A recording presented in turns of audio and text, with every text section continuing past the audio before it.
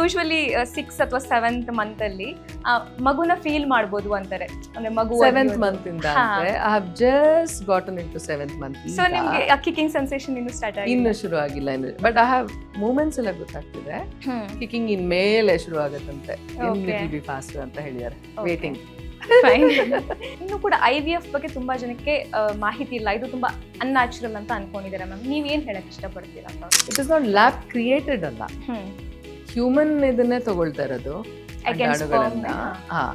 ಬಿರಿಯಾಣು ಮತ್ತೆ ಇದನ್ನೆಲ್ಲ ತಗೊಂಡು it is developed outside till the time it gross as embryo, ಅಂದ್ರೆ ಭ್ರೂಣ ಆಗ್ಲಿಕ್ಕಂತ.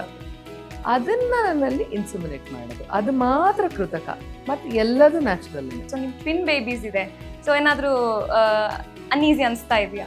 ಇಲ್ಲ, ಸದ್ಯಕ್ಕೆ ಇದು ಇಲ್ಲ. ಹೇಳಿದಾರಾದ್ರೆ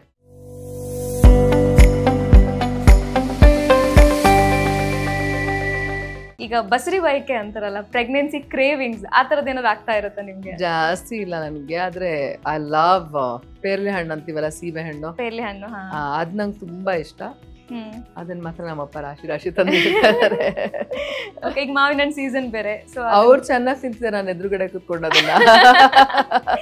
ಓಕೆ, ಸೊ ಯೂಶುವಲಿ 6th ಅಥವಾ 7th ಮಂತ್ ಅಲ್ಲಿ ಮಗುನ ಫೀಲ್ ಮಾಡಬಹುದು ಅಂತಾರೆ. ಅಂದ್ರೆ ಮಗು 7th month ಇಂದ ಅಂದ್ರೆ I have just gotten into 7th month. So ನಿಮಗೆ ಕಿಕಿಂಗ್ ಸೆನ್ಸೇಷನ್ ಇನ್ನು ಸ್ಟಾರ್ಟ್ ಆಗಿದೆ? ಇನ್ನು ಶುರು ಆಗಿಲ್ಲ ಇನ್ನು, ಬಟ್ I have ಮೂಮೆಂಟ್ಸ್ ಎಲ್ಲ ಗೊತ್ತಾಗ್ತಿದೆ.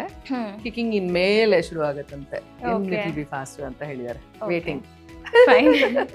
ಸೊ ಈಗ ನಾವು ಅದೇ ಸುಮಾರು ಡಿಸ್ಕಸ್ ಮಾಡಿದ್ವಿ. ಇನ್ನು ಕೂಡ IVF ಬಗ್ಗೆ ತುಂಬಾ ಜನಕ್ಕೆ ಮಾಹಿತಿ ಇಲ್ಲ, ಇದು ತುಂಬಾ ಅನ್ಯಾಚುರಲ್ ಅಂತ ಅನ್ಕೊಂಡಿದ್ದಾರೆ ಮ್ಯಾಮ್. ನೀವ್ ಏನ್ ಹೇಳಕ್ ಇಷ್ಟಪಡ್ತೀರಾ?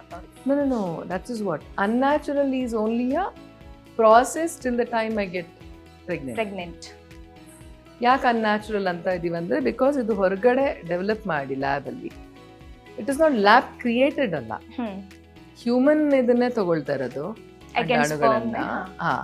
ಬಿರಿಯಾಣು ಮತ್ತೆ ಇದನ್ನೆಲ್ಲ ತಗೊಂಡು it is developed outside till the time it gross as embryo, ಅಂದ್ರೆ ಭ್ರೂಣ ಆಗ್ಲಿಕ್ಕಂತ. ಅದನ್ನ ನನ್ನಲ್ಲಿ ಇನ್ಸುಮಿನೇಟ್ ಮಾಡೋದು, ಅದು ಮಾತ್ರ ಕೃತಕ. ಆ ಪ್ರಾಸೆಸ್ ಮಾತ್ರ ಕೃತಕ, ಮತ್ತೆ ಎಲ್ಲದೂ natural. There is nothing unnatural about it. And one more thing ಏನಂದ್ರೆ, IVF ಬಗ್ಗೆ ಇನ್ನೂ ಕೂಡ ರಿಸರ್ಚಸ್ ನಡೀತಾ ಇದೆ. ಸೊ ನಿಮ್ಗೇನಾದ್ರೂ ಕಾಂಪ್ಲಿಕೇಶನ್ಸ್ ಬಂತಾ ಈ ಪ್ರಾಸೆಸ್ ಅಲ್ಲಿ ಅಂತ? ನನ್ಗೇನು ಕಾಂಪ್ಲಿಕೇಶನ್ ಬರಲ್ಲ. ಕಾಂಪ್ಲಿಕೇಶನ್ ರಿಸರ್ಚ್ ಮಾಡೋರವ್ರಿಗಿರತ್ತೇನೋ ಅನ್ಸುತ್ತೆ. ಓಕೆ, ಈಗಿನ ಕಾಲದಲ್ಲಿ ಒಂದ್ ಮಗುನ ಕ್ಯಾರಿ ಮಾಡೋದೇ ಎಷ್ಟೋ ಹೆಣ್ಮಕ್ಳಿಗೆ ಕಷ್ಟ ಅನ್ಸುತ್ತೆ. ಸೊ ನಿಮ್ ಟ್ವಿನ್ ಬೇಬೀಸ್ ಇದೆ, ಸೊ ಏನಾದ್ರೂ ಅನ್ಈಸಿ ಅನ್ಸ್ತಾ ಇದೆಯಾ? ಇಲ್ಲ, ಸದ್ಯಕ್ಕೆ ಇದು ಇಲ್ಲ. ಹೇಳಿದಾರಾದ್ರೆ ನಿಮ್ಗೆ ಸ್ಕ್ಯಾನಿಂಗ್ ಯಾರು ಮಾಡೋದಲ್ಲ ಡಾಕ್ಟರ್, ಅವರು ಹೇಳಿದ್ರು, ಓಹೋ let us start, you have to you had it ಅಂತ ಹೇಳಿದಾರೆ ಅವರು. ಓಕೆ, ಯಾವ ರೀತಿ ಪ್ಲಾನಿಂಗ್ಸ್ ಮಾಡ್ಕೊಂಡಿದ್ದೀರಾ ಮ್ಯಾಮ್ ಆಫ್ಟರ್ ಡೆಲಿವರಿ? ಮಕ್ಕಳ ಕೇರ್ ಬಗ್ಗೆ ಅಥವಾ ಅದ್ರ ಬಗ್ಗೆ ಏನಾದ್ರು ಥಾಟ್ಸ್ ಇದೆಯಾ ಅಂತ? ಅಷ್ಟೊಂದು ಯೋಚನೆ ಮಾಡಕ್ ಹೋಗಲ್ಲ ನಾನು. ಏನು ನನ್ನ ಇಡೀ ಜೀವನದಲ್ಲಿ ಅಷ್ಟೊಂದು ತುಂಬಾ ಯೋಚನೆ ಮಾಡಲ್ಲ ಎಲ್ಲದ್ರ ಬಗ್ಗೆ.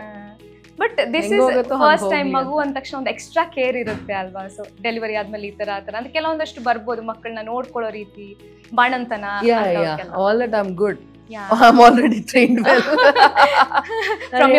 ನಮ್ಮಮ್ಮ ಚೆನ್ನಾಗಿ ನಂಗೆ ಟ್ರೈನಿಂಗ್ ಕೊಟ್ಟಿದ್ದಾರೆ, ಏನ್ ತೊಂದರೆ ಇಲ್ಲ ನಂಗೆ ಅಂತ. Okay, I am good with that. ಜೊತೆಲಿ ನನ್ನ ಅಮ್ಮನ ಕಸಿನ್ಸ್ ಎಲ್ಲ ಇದ್ದಾರೆ. I talk to my aunty, ಅತ್ತೆ, ಎಲ್ಲರ ಹತ್ರ ಮಾತಾಡ್ತೀನಿ. ನನ್ನ ತಂಗಿ ಇದ್ದಾಳೆ, ತಮ್ಮನೂ ಇದ್ದಾನೆ, ಅಪ್ಪ ಇದ್ದಾರೆ, ಎಲ್ಲರೂ ಇದ್ದಾರೆ.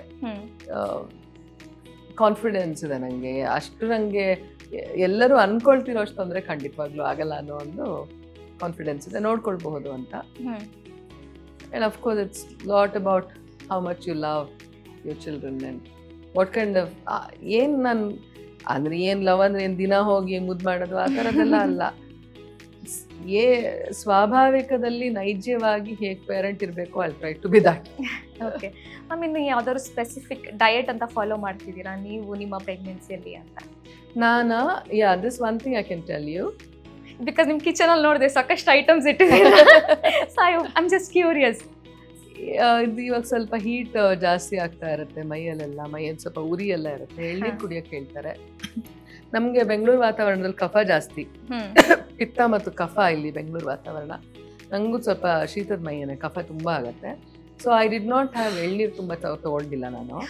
ಅದರ ಬದಲಿಗೆ ಸೊಗದೆ ಬೇರಿನ ಶರ್ಬತ್ ಅಂತ ಬರುತ್ತೆ, it's cool and so I drink that twice a day. ಸೊಗದೆ ಬೇರಿನ ಶರ್ಬತ್ತು ಅಂತ ಬರುತ್ತೆ, ಎಲ್ಲ ಆಯುರ್ವೇದ ಅಂಗಡಿಗಳಲ್ಲೂ ಸಿಗತ್ತೆ. ಇಲ್ದಿರ ಮಂಗಳೂರು ಅಂಗಡಿ ಇರುತ್ತಲ್ಲ ಅದ್ರಲ್ಲಿ ಸಿಗತ್ತೆ ಎಲ್ಲ ಕಡೆ.